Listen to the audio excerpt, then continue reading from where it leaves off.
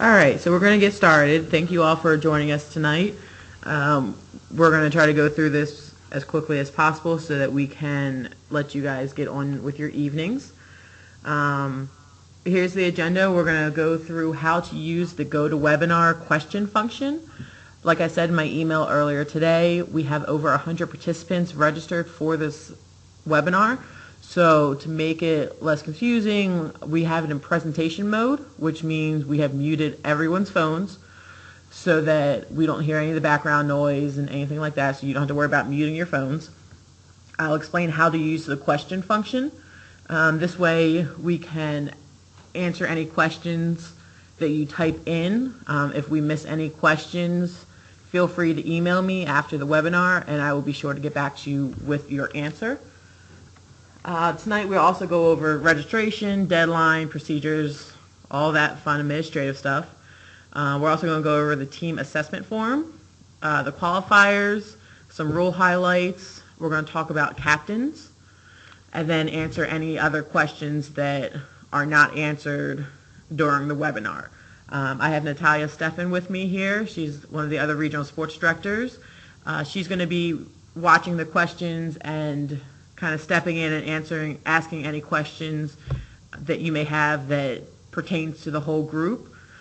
If it's just one question, a little question that she doesn't think pertains to the whole group, she will just answer it in the function, so we'll explain how that works. So to use the function, on your screen, you should see a small box.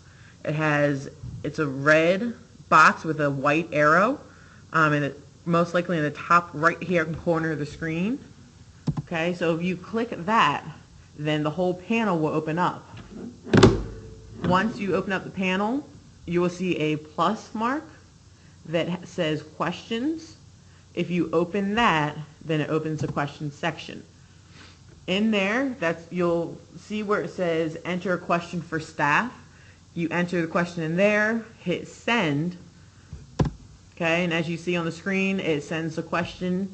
Everyone can see your question, and Natalia can answer the question in there, or she'll let you know if I'm going to cover it shortly, or what is going to happen, but most likely she'll just answer the questions in there.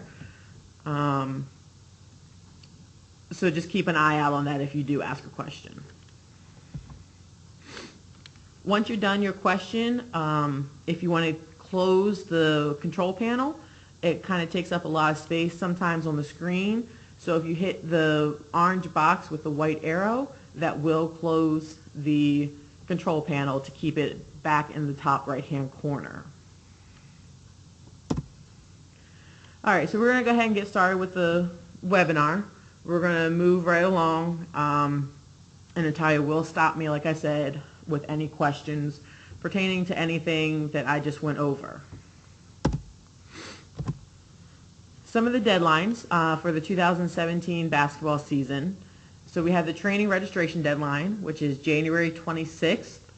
This is when all athletes, unified partners, coaches, volunteers, anyone that is participating in your program must be entered into GMS.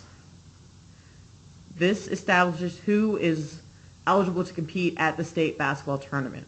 If they're not entered into GMS at this time, they will not be eligible to participate. So please make sure everyone is entered.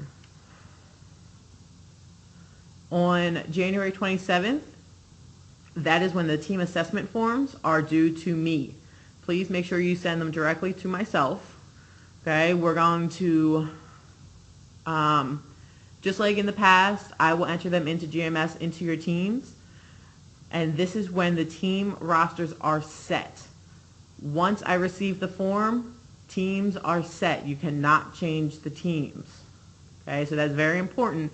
Once you turn in your roster on January 27th, that's it. You can't change your team. You're set. February 6th, everyone has to have all missing forms turned in to us by. That's the last day to submit any missing medicals or volunteer applications. Anyone participating with Special Olympics for the basketball season must have a valid medical volunteer application and protective behaviors, if you're a volunteer coach or unified partner, valid through March 26th. So if you have a medical that expires on, say, March 11th, you have to have the new medical turned in by February 6th. There is no exception to this. It has to be turned in by February 6th. Competition registration deadline. As I said earlier, I will be entering everyone into their teams. This is where individual skills needs to be entered into their event. Okay? Competition deadline, February 16th. Everyone must be entered into their event. I will put them into the teams. This is just for your event. So if you have skills athletes, please make sure you put them in either level 1 or level 2 skills.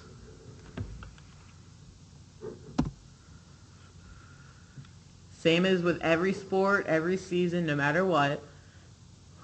No athlete or volunteer may participate in Special Olympics in any manner without a valid medical or volunteer application.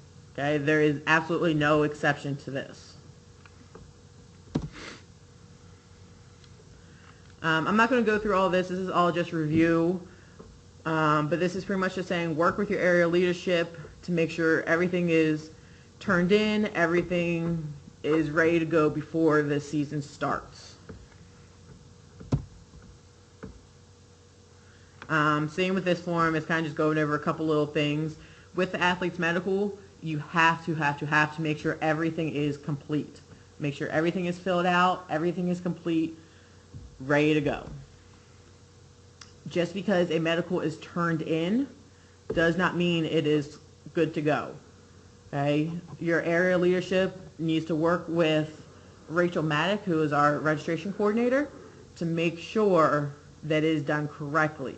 Okay? Like I said, just because it's turned in does not mean it is done correctly, does not mean it is good to go.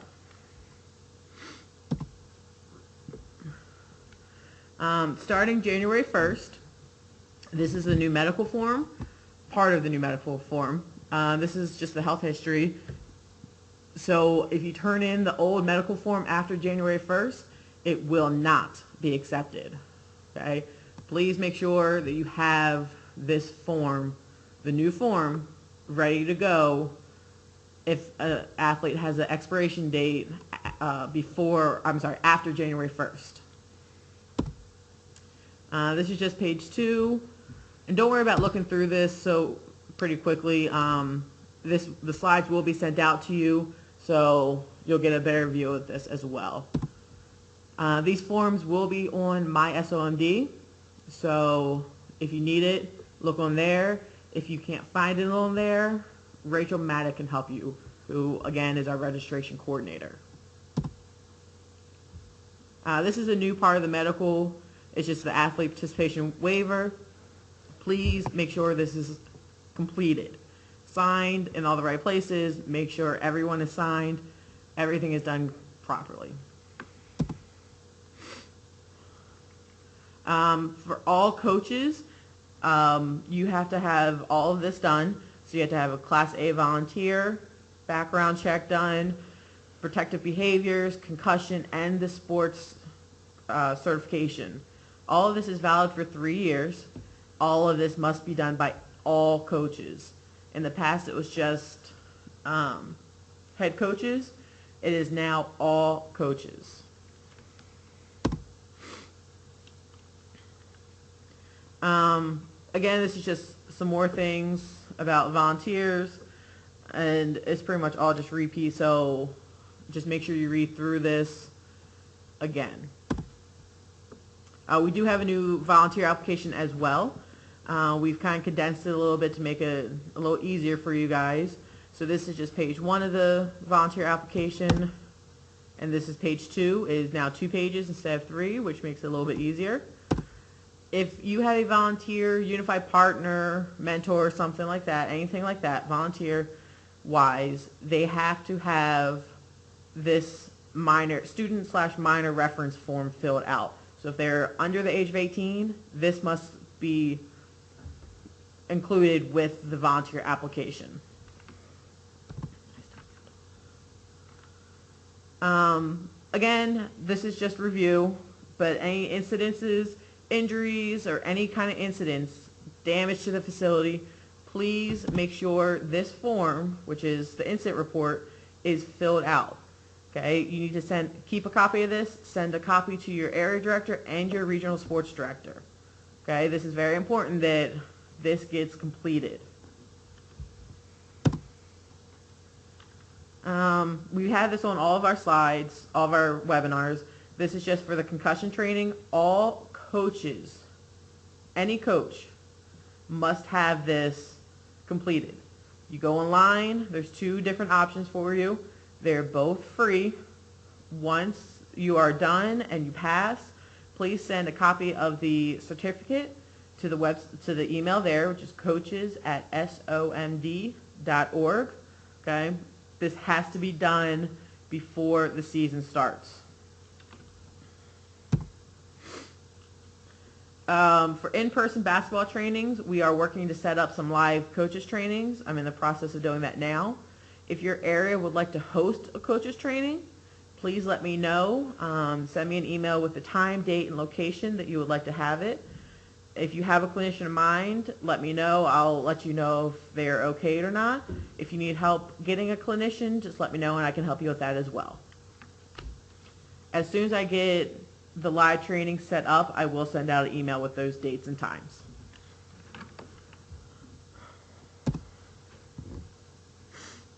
Coach certification, this is started back in 2015 basketball season, so this is going on the 3rd year of this. All coaches have to have a basketball certification. This is non-negotiable. You can do an in-person session, you can do one of the live webinars if we offer that, or you can do one of the online courses, which we'll go over in a second. Hey Melissa, I'm sorry, I just have one quick question. One of our coaches would like to know, do you keep a list of coach certifications so they know who's current and if they need to update their stuff? Yes, actually Mike Zarnowski and Steve Bennett are working on that list right now of all coaches that will be sent out to the area directors so they will know who is current, who is not. The GMS coordinator for each area can also look into GMS and see who is current, but a report will be sent out this week with the list and who's expiring when.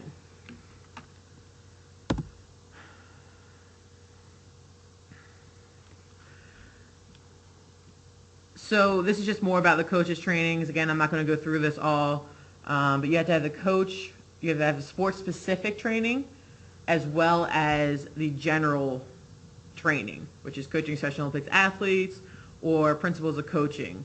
You must have both of those completed for all coaches, not just head coaches. This is just a list of the online classes through ASEP, which is one of the online websites that we have courses through. There are, I believe, 2 basketball courses. If you would like to take it online, that is fine. Special Olympics Maryland, when you pass, Special Olympics Maryland will reimburse you up to $20. So if you take the course, you pass, please send the certificate of completion as well as your receipt to Special Olympics Maryland, and we will reimburse you for up to $20 worth of the cost. These are all just examples of what approved courses are, so I'm not going to go through these. It's all pretty much certain ones that I've already gone over, as well as some other sessions. Again, this is just some of the general coaching, Special Olympic athletes, principles of coaching, a couple other different courses that we will take for the general coaching credit. All right, so the team assessment form. I had a meeting with my sports management team about a week or so before Thanksgiving, to go over just this season and everything, one of the things we talked about was the team assessment form. This is a place where coaches can evaluate their teams and provide a team rating that will help with divisioning for the beginning of the season. These team assessments won't be really used for the state tournament. It's just going to help us with divisioning for required qualifiers and any other qualifiers in the beginning of the season. As I said, this team assessment form will be counted as your roster, and it must be turned in to myself by January 27th. If you want to turn it in early, perfect.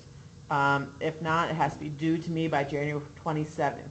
If I do not have it by January 27th, your team will not be participating. So as I said, this is going to be a new form this year. My sports management team and I decided that this would be a better way to rate the teams. So this first page is going to be done in an Excel sheet. This first page is just the instructions on how to complete the process. This is tab 2, so this is actually on top of each other instead of next to each other. It'll just be one long thing. What you do is you rate your players. You go to each section, and whatever number is next to the statement that best describes that athlete, that's what score you write in. So you need to do this. You need one of these for each of your players. Okay? And at the bottom, it tells you how to get your total score and your overall rating. This is tab 3 of the document. This is the form that I need turned into me. Okay? I don't need the other form. I don't need all the individual tabs. This is the main one that I need. Okay, this will be considered as your roster. You will list every single athlete on your team on here, their jersey number, if they're athlete or partner, their height, and then in the boxes provided here, that's what score you're going to put in. The score that you gave them on the previous page, that's what score you're going to put into here to get your total score and your overall rating. Please make sure this is completely filled out.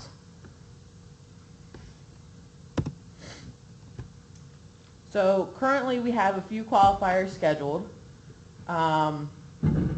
We have more. I know we're going to have more throughout the season. This is just all that I have right now. Like I said before, you guys can read this, so we're just going to go over the required qualifiers because we're doing something a little different this year for 5v5. The Severn School qualifier, which in the past has been for all high school level teams, that is going to be all 5v5 unified teams. So any unified team must attend this qualifier at the Severn School on February 26th. Okay? You don't need to send in registrations to me or tell me that you're going to attend. All unified teams will be included in this. On March 5th, which is traditionally the adult 5v5 qualifier, this is for all 5v5 traditional teams. High school and above and adult must be at this qualifier. Okay, this is for all 5v5 traditional teams. If your team wants to go to states, they have to attend this qualifier. There's no exceptions to that. All 3v3 teams, traditional and PDU, have their required qualifier on March 11th at Glenelg Country School. On March 12th is the required qualifier for 5v5 PDU. In the morning, there's also going to be a skills competition. That is not required. The only required one on 3/12 is the 5v5 required qualifier, which will be that afternoon. Individual skills does not need a required qualifier. They still must attend qualifiers, but there is no required qualifier for skills. If your area or your team would like to host a qualifier, please let me know as soon as possible. We'll get that out to all the teams so that they can sign up or come to it. Howard County, like they did last year, is going to host a basketball league. These are the dates for that league. We will send out registration information to all the coaches once we get it. But these are the dates.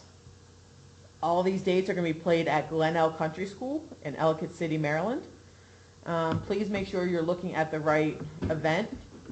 With the 5v5 traditional, you would have to talk to them about the unified being offered as well. They might let unified teams in, they might not, but that would be something to reach out to them about. All right, so now we're going to go over some of the rules. Again, these are all same as in the past, so we're just going to go over a couple highlights. I'm not going to go through every single one. When this gets sent out, please review it. Please make sure you know the correct rules. And again, these are not all the rules. The rule book from last year is the same one as this year, so please make sure that that is what you are looking at to make sure you have the rules correct. These are the big rule reminders. The biggest thing that I want to stress is the minimum and maximum roster size. For 3v3 teams, you have to have a minimum of 5 players.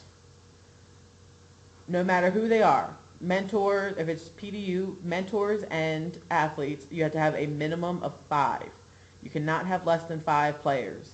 And then at the same time, you cannot have more than 8 for a 3v3 team. For all 5v5 teams, you cannot have less than 8 players. I don't want to see rosters with 6 and 7 players on it. You have to have a minimum of 8 players to start your team. The maximum roster size is 12, so please make sure you don't go over that 12.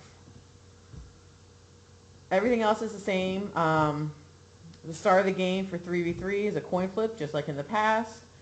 5v5 is a jump ball. For 3v3, one of the main things I wanted to go over is there are no team or individual fouls, which means there are no foul shots. The referee may take necessary action to address individuals who may foul frequently. It is up to their discretion. It is not up to you to yell or argue with the ref. If they say that player A has been fouling too much or fouling too hard, that official has the right to bench that player or eject them. That is not for you to argue. It is up to the official. For 5v5, the one thing I really wanted to look at was the backcourt press. If your team is leading by 15 points or more, there is no pressing. There's no backcourt defense. Okay? If 2 coaches talk to each other before the game and have an agreement not to press, and one team decides that they want to press, it is not up to the official to uphold that. The official is going to go off what the rules state. And if the game is within 15 points, that team can press. Okay? It is not up to the officials to uphold that. That is not their responsibility, and they will not uphold that. In qualifiers, same as last year, we are not going to shoot foul shots in the 5v5 qualifiers. If the official decides that a player is fouling too aggressively or just fouling too much, it is up to the official. They can kick them out of the game. They can substitute them. Again, it's up to the official. Make sure your team, because they can still foul out during these qualifiers, make sure your team knows qualifiers are not going to be shooting foul shots, but at the state tournament we will be shooting foul shots. So I'm not going to go over all of this, but one thing I did want to talk about real quick for player development was I am working with a couple of the 5v5 player development coaches to come up with a one-sheeter for the role of the athlete. I'm sorry, for the mentor. Once that is complete, I will send that out. But this way we can have all coaches and all mentors on the same page. Okay, this is going to be the do's and don'ts of being a mentor. So please, once that's sent out, make sure you give it to your mentors and make sure this is done. And make sure they're following what they can and can't do. Player development is used to help the athlete get into that game and learn either 3v3 or full court basketball. So it's up to the mentor to really teach them and show them what they can and can't do. And the mentor must follow these do's and don'ts. Just a couple of things right here. 3-point shots are counted at all levels. 3v3 and 5v5, if someone makes a three-pointer, it counts. Okay? Meaningful involvement, that, I mean, it should be pretty self-explanatory, but that is mostly saying that everyone should have a meaningful involvement into the game. Don't have someone go in for 2 minutes here, 2 minutes there, and sit them the rest of the game. Make sure that they get a decent amount of playing time. Make sure they are touching the basketball, getting a chance to shoot. Don't just throw them on court and tell them to stay off to the side. Make sure they are being involved with the game. Okay?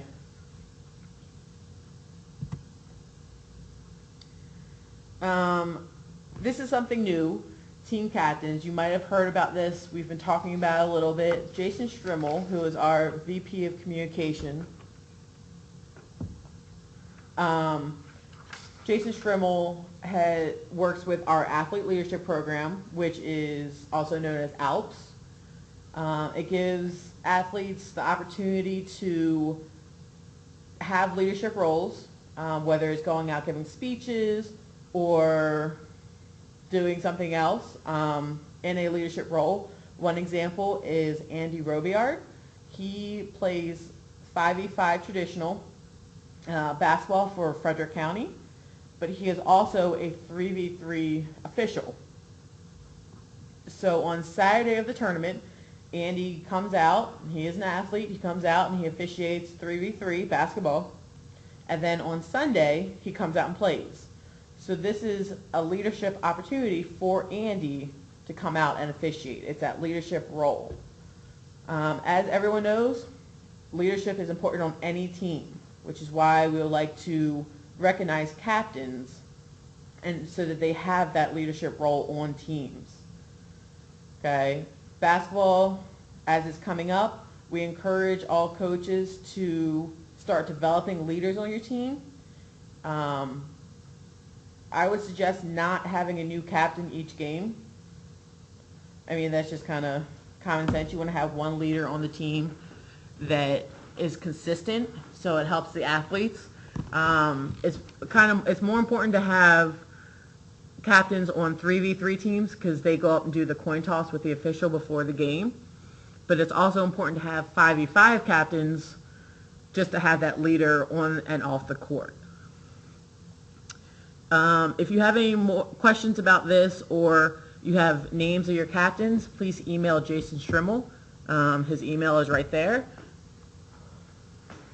On a team, I would suggest not having any more than 3 captains.